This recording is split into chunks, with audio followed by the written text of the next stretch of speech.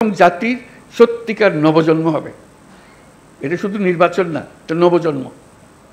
এই যে এত ত্যাগ, এত রক্ত, এত আত্মাহুতি, এগুলো সার্থক হবে যদি আমরা ওই নবজন্মটা লাভ করতে পারি। আমার মাঝখানে একটু মনে পড়ছিল আলাদিনের প্রদীপের কথা। আলাদিনের প্রদীপে ঘষা দিলে একটা দৈত্য বেরিয়ে আসে। দৈত্য এসে জিজ্ঞেস করে, কি করতে হবে আমার? এই যে প্রশ্নটা করে, এটার উত্তরে নানাভাবে দেওয়া যায়। বলতে পারে যে আমার জন্য এক কাপ চা নিয়ে আসো, সে চা নিয়ে আসবে। তাকে যদি বলা হয় সারা দুনিয়া আমার কাছে নিয়ে আসো, সারা দুনিয়া নিয়ে আসতো। এখন ছাত্র জনতা অভ্যুত্থানের মাধ্যমে সেই দৈত্য সৃষ্টি করে দিয়েছে আমাদেরকে। আমরা তার কাছে কি চাইব? আমরা কি তার কাছে এক কাপ চা চাইব, নাকি আমাদের দুনিয়া পাল্টে ফেলতে চাইব? এটি হলো আমাদের হাতে। কাজে কোনো বিষয় ছোট আকারে না দেখা, যে আমরা এই জাতিকে একেবারে সমস্ত সম্পূর্ণ ভিন্নভাবে তৈরি করে দিয়ে যাব, এটি আমাদের হাতে সুযোগটা এসছে। এরা ছাত্র জনতা আমাদেরকে এই সুযোগ দিয়েছে। সেখানে ছোটোখাটো বিষয়ের মধ্যে আটকে গিয়ে আমরা যেন মূল বড় জিনিস থেকে হারিয়ে না ফেলি। আমরা বড় জিনিসের জন্য যাই, যে এই জাতিকে আমরা যেভাবে চালু করে দিলাম, এটা খালি উপর দিকে উঠবে, এখন আর নিচে ডাইনি বাঁয়ে তাকানোর আর দরকার নেই। ওই অংশটা করা। আমাদের এত সংস্কার কেন দরকার হচ্ছে? দরকার হচ্ছে সব পথঘাট বন্ধ করা, স্বৈরাচার আর কোনো দিক থেকে যেন বাইরে আসতে না পারে আমাদেরকে। এইটি আর কিচ্ছু না, বাকিটা আমরা জানি।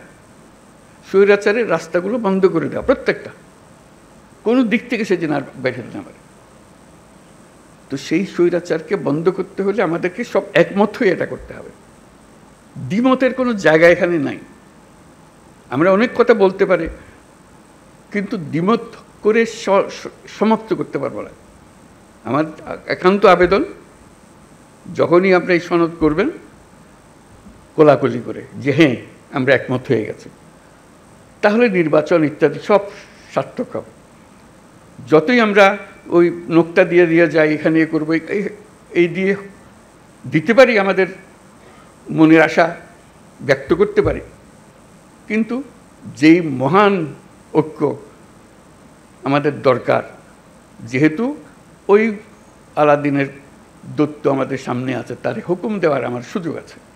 এই আমি চাই, কি চাই সেটা ঠিক করি, কিভাবে করবে দৈত্য ঠিক করে দেবে, কোনো অসুবিধা নেই। আমরা এই চাই, এই চাইয়ে তখন আমরা এক্সপার্টকে বলবো যে এই চাই, কাজে আমাদেরকে এইভাবে করে দাও, তাহলে আমরা সে পথে অগ্রসর হতে পারি। শুধু আপনাদের কাছে শুধু আবেদন, আপনারা একটা অনন্য দৃষ্টান্ত স্থাপন করেছেন, কাজে কিন্তু বিন্দুমাত্র সন্দেহ নেই। যখন ঐক্যমত্য কমিশন গঠন করলাম, আলী রিয়াজকে বললাম, উনিও জানেন না এটা কী জিনিস, সদস্যরাও জানেন না এটা কী জিনিস, আমরা চেষ্টা করে দেখি, সবাই মিলে দেখি, ইট ক্লিকড। আপনারা গ্রহণ করেছেন, এটি হলো মস্ত বড় অর্জন। এই অর্জন করতে পেরেছেন বলে আজকেও সবাই মিলে বসছি। তারপর বলছি যে আমি যাবার পরেও আপনারা বসে থাকবেন, আপনাদের আলোচনা চলতে থাকবে। কী পরিমাণ ধৈর্য প্রয়োজন হয় এই কি আলোচনা বলতে থাকা, করতে থাকা, যেহেতু আমাদের ওই লক্ষ্যটা আছে। ওই দৈত্যকে আমরা সবচেয়ে বড় কাজটা নেব, যেটা আর কেউ কোনোদিন চাইবারও সুযোগ পাবে না, এই দৈত্য কোনোদিন পাবে না। একবারই পাচ্ছি আমরা এই দৈত্য। এই দৈত্যকে আমাদের মনের সমস্ত আশা তার ঘাটে দিয়ে দেবো, যে এটি আমাদের পূরণ করে দাও। সেই জিনিসের দিকে আমরা যেতে চাই। আজকে এই পর্বের সমাপ্তি হলো। তারপরে এখান থেকে আমাদেরকে নির্বাচন পর্যন্ত কীভাবে নিয়ে যাবেন, যাতে এই উৎসবের মধ্যেই নির্বাচনটা হয়ে যাবে, ভেতরে কোনো রকমের দুশ্চিন্তা রেখে যেন আমাদেরকে নির্বাচনে ঢুকতে না হয়। আমরা উৎসব এখান থেকেই সৃষ্টি হবে, এই উৎসব নিয়েই নির্বাচন হবে, এবং নির্বাচন ফেব্রুয়ারির প্রথমার্ধেই হবে। এটা পরিষ্কার করে হবে। আর বাকিগুলো হলো ডিটেলস। এইটি হলো পথ। আমরা হাইওয়ে বানিয়ে ফেলেছি, এই পথেই আমরা যাব। পথ ঠিক আছে, তারপরে এখন এখান থেকে কোথায় সাইনবোর্ড কী দিতে হবে সেগুলো পরের কথা। আমাদের যাত্রাপথ, আমাদের গন্তব্য পরিষ্কার। এটা পরিষ্কার করে, এটা আমার আবেদন। ডিটেলসের ব্যাপারে আপনারা জানেন কি আছে, কি করতে হবে। সুনির্বন্ধ আবেদন, এটা শুধু আমার একার আবেদন না, সারা দেশবাসীর আবেদন। সবাই চায়, সবাই এটার থেকে মুক্ত হতে চায়, যেই সব জিনিস হয়ে গেছে তার থেকে মুক্ত হতে চায়। সমস্ত পথঘাট বন্ধ করতে চায়, যাতে কোনো জায়গা দিয়ে কেউ কোনো দিক ঢুকতে না পারে, প্রবেশ করার কোনো সুযোগ না পায়।